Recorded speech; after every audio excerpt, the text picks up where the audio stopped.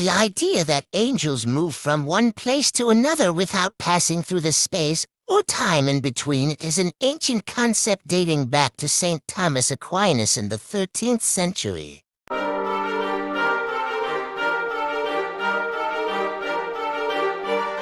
And in the 6th month the angel Gabriel was sent from God unto a city of Galilee, named Nazareth. Luke 1:26. Gabriel, Hebrew Gavriel, meaning strength of God, messenger of God, derived from the word GEVER, meaning man, gentleman, hero, and the word El, God. Gabriel uses two wings to fly. When Gabriel is sent to perform God's tasks, he flies swiftly. Yea, whiles I was speaking in prayer, even the man Gabriel, whom I had seen in the vision at the beginning, being caused to fly swiftly, touched me about the time of the evening oblation. Daniel 9:21. As for how the angel Gabriel flew, Dr. Peter Kreeft suggests it was in a surprising manner, much like an electron. According to scientists, electrons can move from one orbit around the nucleus inside an atom to another orbit without traversing the space in between and without taking any time, just instantaneously. Angels also move in quantum leaps, like quantum radio tuning. It's called quantum because it's like whole numbers. There are no other whole numbers between 2 and 3, just as there are no degrees of volume between the second and third click on your quantum radio tuning. This isn't a continuous progression. Because they have no bodies, angels are not in the progression of space and time, which is the material universe, so they don't move step by step or continuously through space and time. They appear suddenly like lightning. This might be too incredible to believe, but if matter alone can do this at its fundamental level, electrons, which is more like pure energy than solid matter, then why can't angels who exist at the highest level, pure spirit, do it? The idea that angels move from one place to another without passing through the space or time in between is an ancient concept dating back to St. Thomas Aquinas in the 13th century. Mortimer Adler said that when he explained to Niels Bohr, a famous 20th century quantum physicist, the theory of how angels move according to St. Thomas. Bohr was amazed and said, "That's the essence of modern quantum theory." So, a 13th century theologian already discovered one of the principles of modern nuclear physics 700 years ago.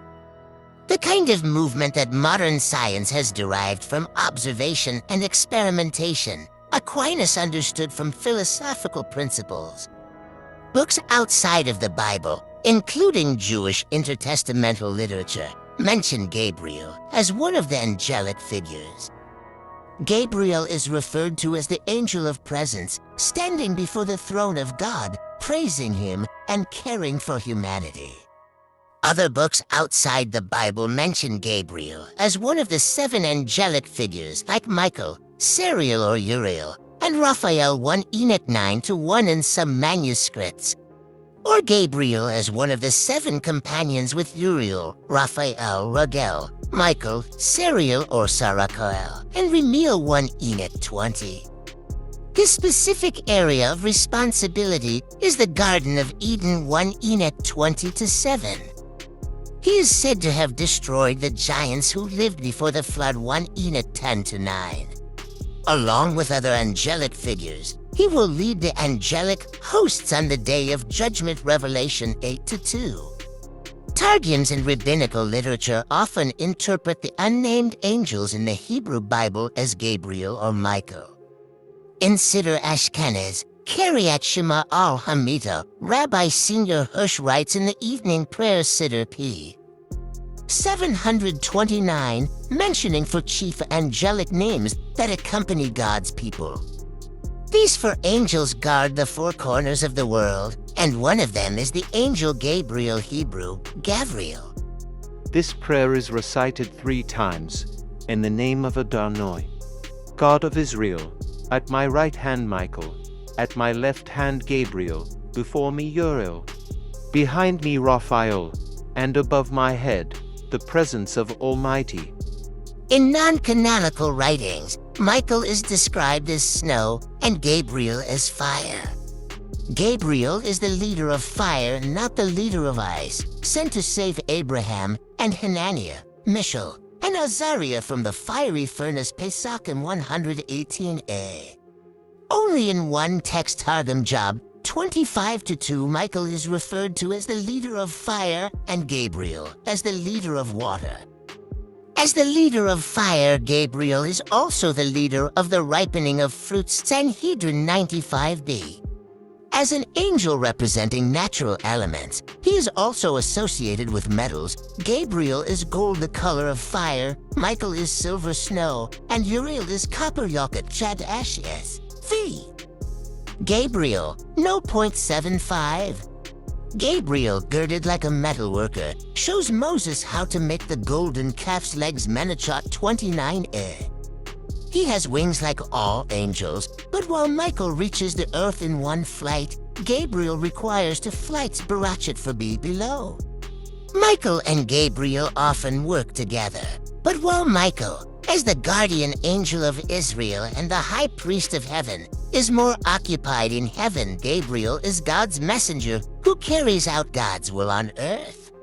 Each of the 4 divisions of the 12 tribes of Israel has its guardian angel, namely Michael, Gabriel, Uriel, and Raphael, respectively. Michael and Gabriel defend Israel against their adversaries, pray for humanity in general, and for the liberation of Israel from slavery. They defend Israel when God orders the holy temple to be burned. Gabriel destroys the offspring of the fallen angels Enoch, X. 9, together with 3 other archangels. He seizes Semyelza and his companions and casts them into the fire. He will battle the Leviathan. He carries souls into the bodies of the righteous Yoket Chadash 68b. In addition to the cases mentioned above, Gabriel often acts as an instrument of God. After appearing to Abraham with 2 other angels, he went to destroy Sodom and save Lot barachet 86b. Satan Samael, wanting Tamar to be burned and David not to become his descendant, removes the marks of how she proves her innocence. Gabriel restores them Sotah 10b. Gabriel taught Joseph 70 languages of the world. He brought Jacob to Amram Yoket Chad Ash No. 60 when Pharaoh's daughter's maids sought to persuade her to save Moses, Gabriel struck them.